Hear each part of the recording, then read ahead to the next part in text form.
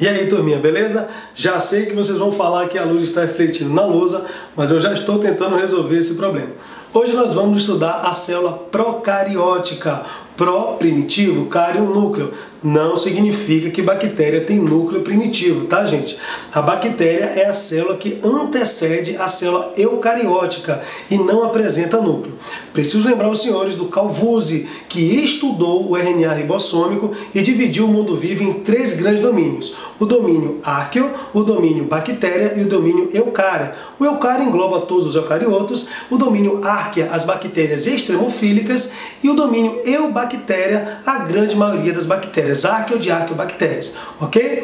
Vamos começar de fora para dentro. Nessa aula eu quero que você pegue as principais estruturas e funções, e com isso a gente vai responder um monte de questões, principalmente aquelas que separam as células procarióticas, as que não têm núcleo, das células eucarióticas que apresentam núcleo. Vem comigo. De fora para dentro você tem inicialmente a cápsula ou glicocálice. As bactérias que apresentam cápsula, elas são virulentas, apresentam virulência, capacidade de causar doenças. Pneumococos, por exemplo, quando é encapsulado, causa pneumonia. Não capsulado, não causa pneumonia. Então, quando eu falar em cápsula, lembre-se imediatamente da virulência. Você está vendo aqui essas projeções que recebem o nome de fímbrias ou pili. Vou falar de um mais importante, que é o pili sexual. O pili sexual pode transferir o plasmídio, que é um pedacinho de DNA de uma bactéria para outra, em um tipo de reprodução chamado de conjugação. Então, quando eu falar em fímbria ou pili sexual, vai ser responsável pela variabilidade genética, aumentar a variabilidade genética na reprodução.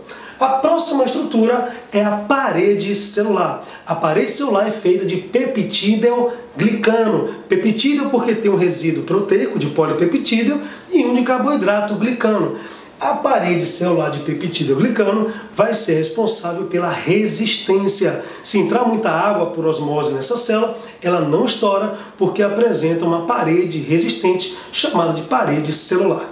Seguindo, temos logo abaixo a membrana plasmática. A membrana plasmática tem constituição lipoproteica, é feita de lipídio e proteína e tem como principal função a permeabilidade seletiva. A membrana seleciona ao que a célula é permeável, só entra e sai o que a membrana quer, ok? Você está vendo aqui, preso à membrana, o flagelo, que é constituído de uma proteína chamada de flagelina.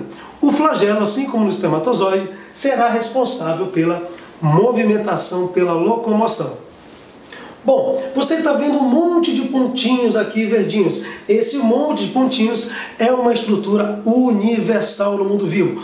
Todos os seres vivos têm, que é o ribossomo. O ribossomo é responsável pela síntese de proteínas e você já sabe que síntese quer dizer produção, ok?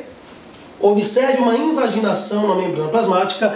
Essa invaginação, galera, é o mesossomo. Alguns autores ainda não estão em consenso se essa estrutura existe ou não. A maioria acredita que sim e que há um acúmulo de enzimas ali relacionadas ao processo respiratório. Então, falando em mesossomo, lembre-se que o mesossomo seria responsável pela respiração. Aqui no meio, uma estrutura muito importante que é o nucleóide. Nucleóide, na verdade, é a região onde se encontra o material genético. Você pode chamar de material genético difuso, porque ele não está no núcleo, está espalhado. Você pode chamar de DNA circular, você pode chamar de cromossomo único. Todas as nomenclaturas estão corretas. E vai ser responsável pela hereditariedade. Mais uma para terminar, você está vendo que está da mesma cor, é o plasmídio. O plasmídio é um pedacinho de DNA que vai ter ali genes responsáveis pela resistência contra os antibióticos. Assim você já viu todas as estruturas principais de uma célula procariótica. Eu espero que vocês tenham curtido, compartilhem, acompanhem o site meaprove.com, dá o like aí, um grande abraço, valeu!